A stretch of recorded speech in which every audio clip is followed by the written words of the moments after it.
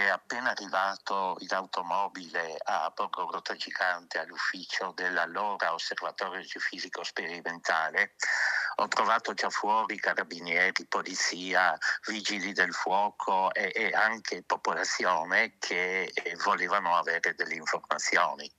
Fortunatamente prima di me era arrivato un tecnico che abitava vicino a Borgo Grotta ed aveva già provveduto a raccogliere le registrazioni del terremoto. Per cui mi son trovato delle registrazioni difficili da interpretare, perché il movimento della terra anche a Borgo Grottagigante era stato così intenso da lasciare una cattiva registrazione. Era ancora un giovane studente, poi sarebbe diventato uno dei maggiori esperti italiani di pericolosità sismica. Il dottor Darius Leico, già dirigente di ricerca dell'OGS di Trieste, fu il primo a correre quella sera del 6 maggio del 76 al sito di Borgo Grotta Gigante per interpretare le registrazioni della scossa. Abbiamo raccolto il suo ricordo nell'ambito della programmazione delle nostre emittenti per il 50° anniversario del sisma, che prende avvio domenica 3 maggio con la diretta a reti unificate tra Tele4 e TV12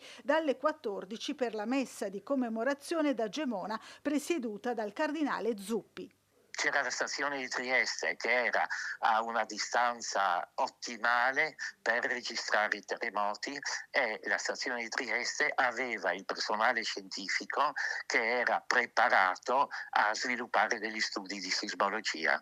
E così questo ha dato l'impulso, uno, anche se a lungo andare, alla protezione civile nazionale. Il terremoto del Friuli ha dato origine a quella che prima era una sismologia amatoriale, poi è diventato uno studio ad alto livello scientifico in Italia.